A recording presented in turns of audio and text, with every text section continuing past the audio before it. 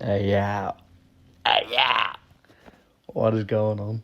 Welcome back to another video on the channel after absolute yonks away. After absolute yonks away from the channel. I'm back with another prediction. Yes. Even though I've deleted the other ones, I'm back with my UFC 328 main card predictions.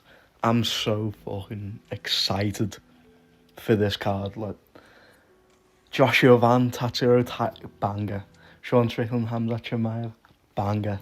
Well, I hope so. I hope it's not a Hamza hugfest like last time. But I'm just so excited.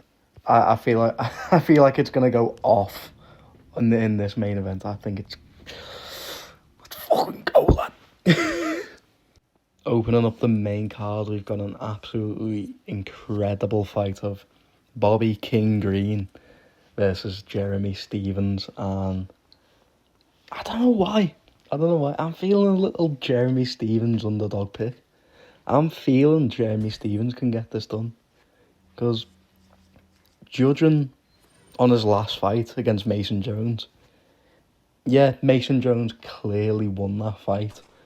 But Jeremy Stephens, he was having moments of success against Mason Jones where he's finding a home for the right hand, he's digging to the body, he's landing some good calf kicks throughout the round. Well, not the last round, because Mason Jones can control them for the remainder of that. And I just feel like if Jeremy Stephens can just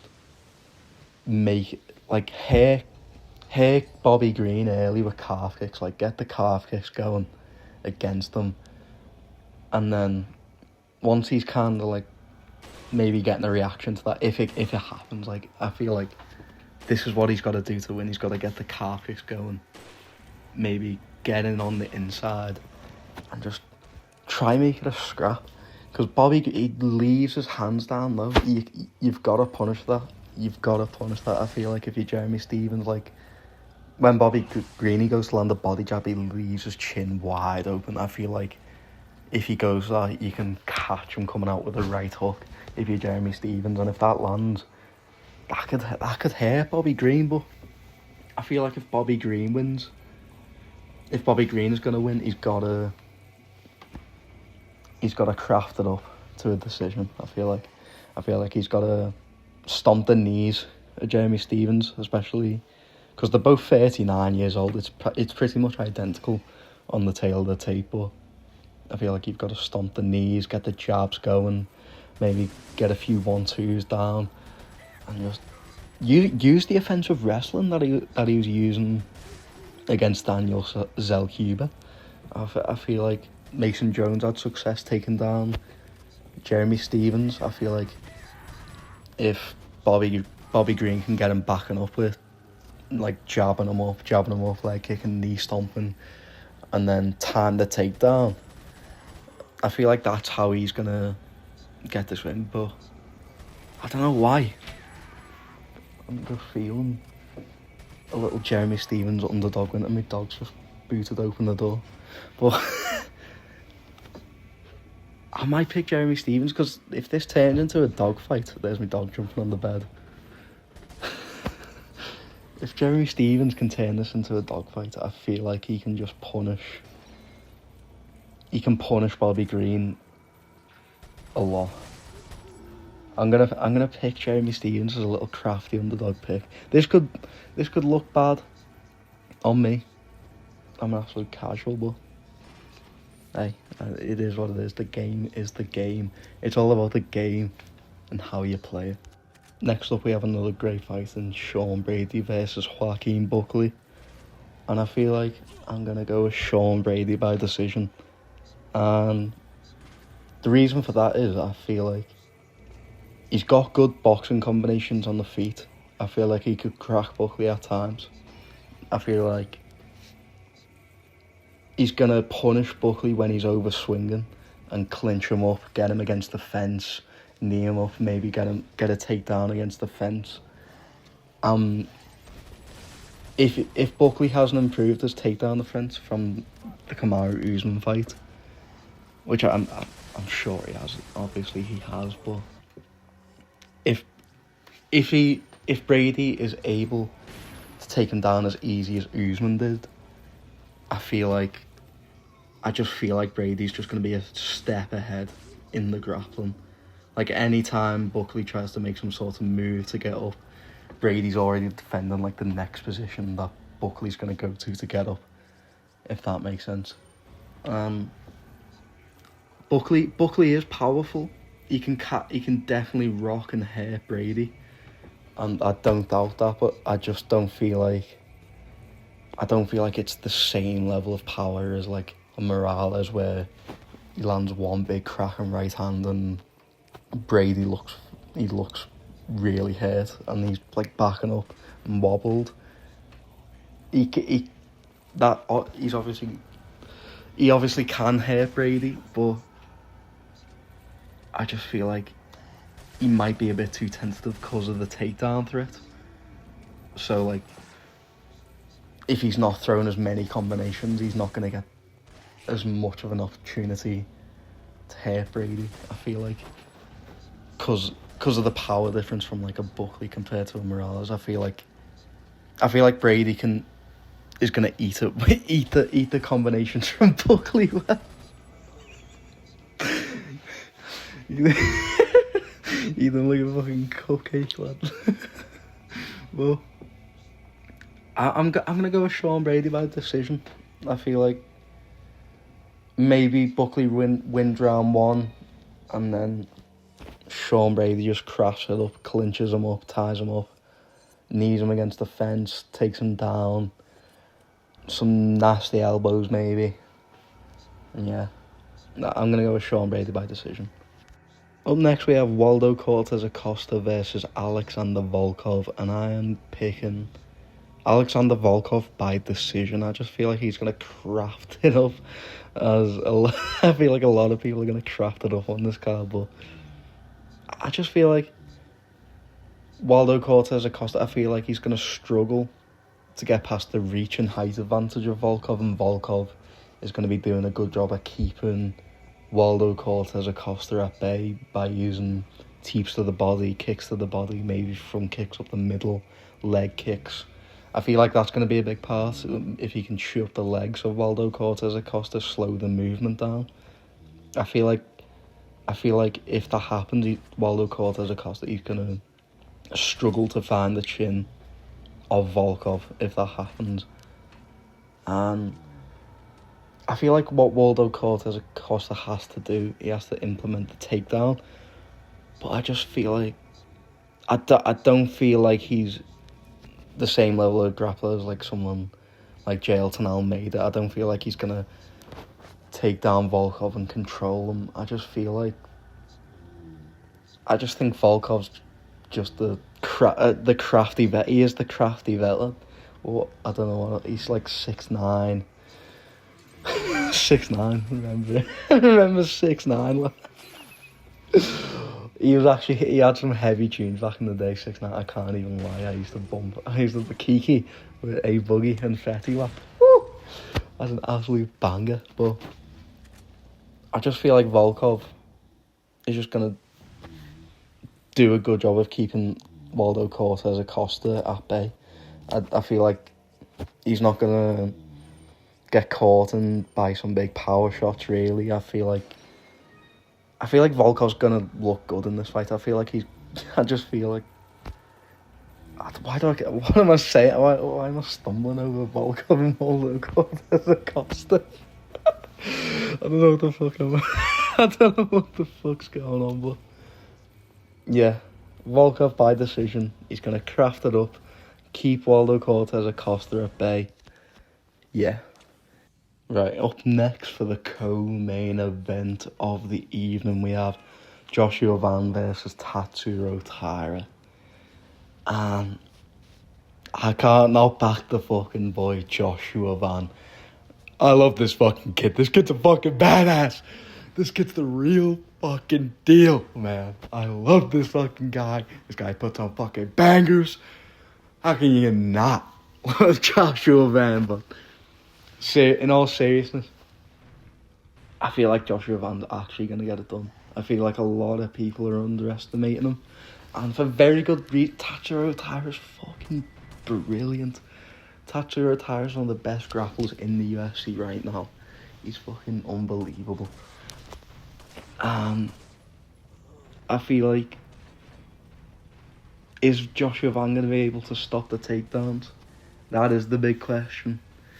Because we saw it against Ray Saruya, but Ray, even though he is a gym, he goes to the same gym as Tatsuro Taira, he's not Tatsuro Taira, and it is a worry. It is a worry for me as a Joshua Van fan going into this fight. I feel like if it doesn't hold up, if the takedown defense doesn't hold up, having Tatsuro Taira controlling you, working on you, it's hard to not get submitted. But maybe Joshua Van can show some good scrambles in this fight, I hope. But I feel like here's Joshua Van's key to victory, folks. Like fucking Joe Rogan and DC, key to victory. But here's what he's got to do. He's got to throw punches, he's got to throw kicks, and he's got to maybe submit this fucking guy. He's got to knock this fucking guy out. He's got to do something. But I feel like Joshua Van, he's got to pressure Taira back with volume. You've got to set the tone right away. You've got to get that respect on the feet, because if Tatsuro Taira doesn't respect you on the feet, he's just going takedown for takedown for takedown for takedown. I feel like it's scary. It's scary for Joshua Van, because fucking Tatsuro Taira is excellent, and Tatsuro Taira's striking's good as well. He's got really good fundamentals, good leg kicks, good jabs, good straights down the middle.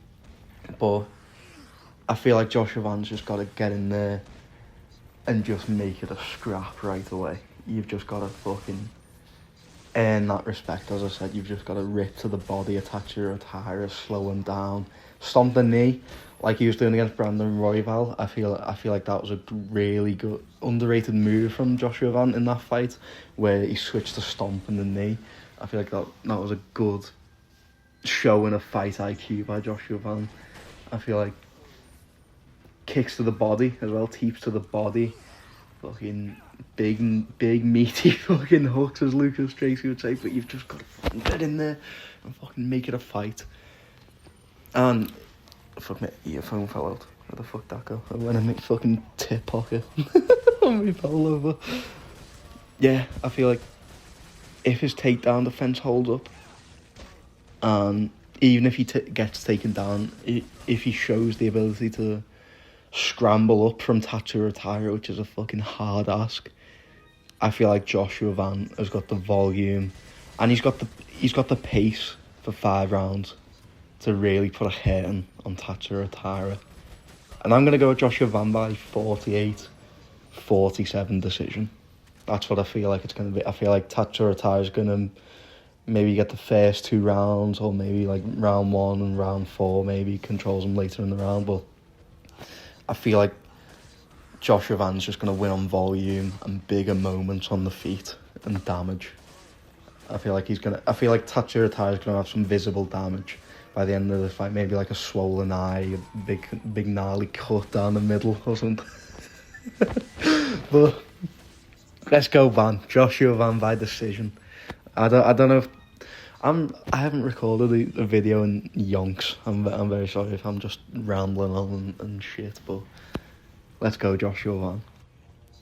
And coming up to the main event of the evening, Chimaev versus Strickland. As much as it pains me to say this, as much as I'd love for Sean Strickland to jab and teeth his way to the decision against Khamzat Chimaev, it's just hard to deny Chimaev at this point. Like, every Chimaev fight is like, oh, can this guy stop the takedowns? You're not stopping this takedown. And the thing that worries me is just the way Sean stands in his fights is so like awkward, and I feel like because Hamzat is so like fast and aggressive in the way he shoots takedowns and gets in on the hips, I feel like it's going to be hard for Sean to get his like base for a good like sprawl, and I feel like he's not going to get submitted. I don't think that I can go with Hamzat by decision. I feel like he's going to do well enough to defend against submissions on the ground, kind of like JDM versus Islam. But, and the thing, MMA Guru was saying this, because he was in a motorcycle accident, it's going to be hard for him to post on that leg, explode up on that leg. It's just, especially with hands up, just knee in the thigh and holding Sean again. If Hamza talks all this bullshit, I'm gonna be your daddy, just spamming them fucking lines at the press conference, and he just hold on to him and just fucking knees the thigh, I'm gonna be so fucking annoyed. Just fucking cut him from the sport. Strip him from the belt. Cut him from the sport. Get him away. Get him away from the UFC, because I don't need that shit. I don't need to stay up till fucking 6 a.m. to see that shit. But again, it's just hard to deny Hamzat at this point. Yeah, Hamzat by decision. I feel like Sean will do well to defend on the ground against submissions. Maybe even wins a round, maybe wins 2 rounds, but it's just hard. Again, I'm rambling on and on and on and on, like fucking Action Bronson cocoa butter, but it's Hamzat decision. That's what I'm going with. I'd love nothing more than a Strickland KO win out of nowhere, just uppercuts him with the weirdest uppercuts as he's shooting in. But yeah, Hamzat by decision. If you did enjoy this video, make sure to leave a like. I'd love to come back and start making more regular UFC videos, but yeah, thank you all for watching, and hopefully I'll see you in the next one. Bye bye.